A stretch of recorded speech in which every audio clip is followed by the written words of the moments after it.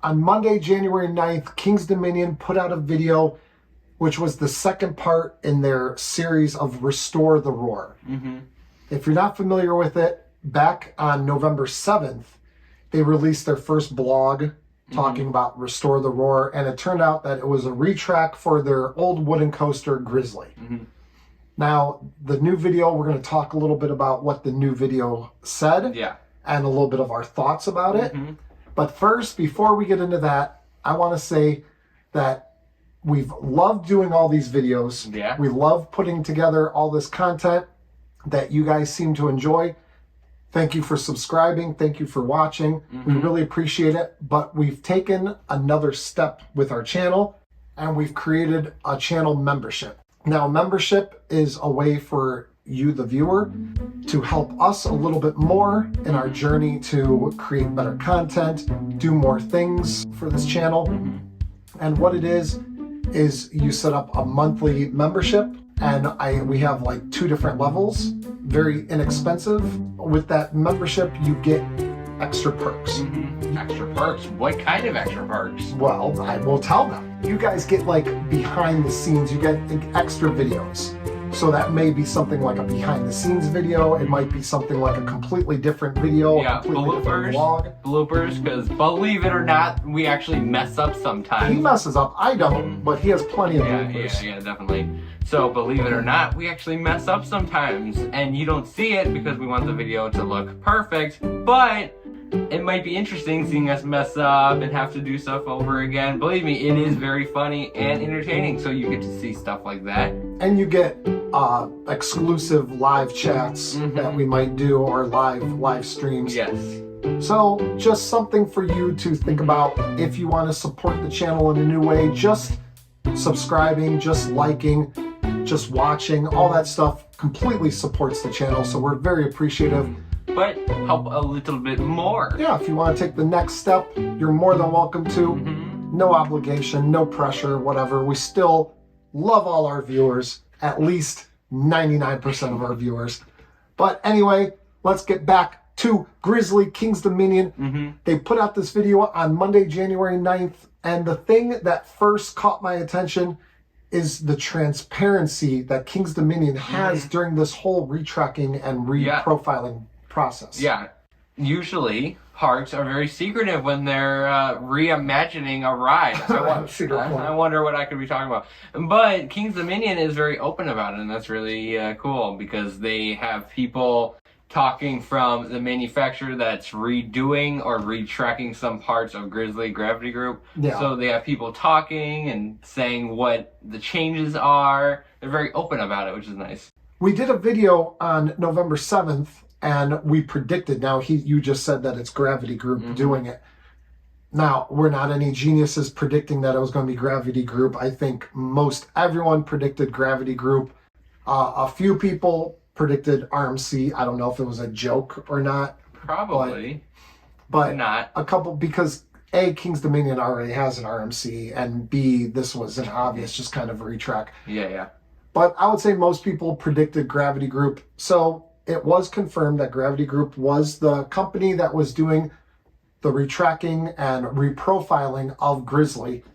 Now, some things that really stood out, what did they say? They said that they're going to be doing a steeper and longer drop. The drop was about 45 degrees, and what they're doing is making it 55 degrees now and bringing it down further. He said instead of raising the height of the lift hill, which is a lot more costly, and that, they'll just make the drop go closer to the ground, when usually it goes, like, the drop doesn't reach really much, like, it's not that close to the ground. But now they're going to make it closer and make the drop longer and make it better. So that'd be good. Yeah, instead of taller, you just bring the coaster down lower. Yeah, drop it is longer. So that was interesting to hear, that they're going to steepen and lengthen the drop a little bit. So that should make the ride a little bit more fun. He also pointed out that they're lowering track after the long turnaround. There's a long turnaround on the ride. And after that part, they're lowering the track, which he says that should give a better pop of airtime on the drop, and also maybe create more speed sooner, because the ride, the second half, was already kind of fast. but this should maybe add a little bit more speed or something like that. One thing that really stuck out is that they're using what they call, now, very exciting name as they pointed out, pre-cut engineering track. This is, now, is this kind of like just like a prefabricated, it sounds just like a prefabricated track, almost like what Intamin used with something like El Toro. Yeah, it sounds like it, because all a prefabricated coaster is, like, it's its own coaster model, which is interesting, because they're really just Intamin wooden coasters, but they make the track in, like, in a building instead of on site, and, like, apply it or something. Most wooden coasters they take the wood and then they do everything on site. Yeah. Well, I don't know if they do all the cutting or whatever, but they do most of it on site. Yeah. Where a steel coaster, they have the steel already pre-turned and curved and everything, and they just piece it together like a puzzle. So that's what like a prefabricated wooden coaster like El Toro is, except it's wooden, and that's unusual for a wooden coaster. But this, to me, I mean, you guys in the comments can correct us if we're wrong, but this sounds like possibly like Gravity Group can create something like a prefabricated roller coaster. Yeah. Well, if they do a ground up version of this. I mean, I think anybody can do it, because all you have to do is just do the track somewhere else. I don't know what it takes, like engineering wise. I don't know if it takes something special engineering wise that a company like GCI doesn't have that ability, or just doesn't want to do it. But either way, they're using their new track for this, and the track is supposed to be, he went on and explained, we'll link the actual video for King's Dominion in the description so you guys can watch that if you haven't already.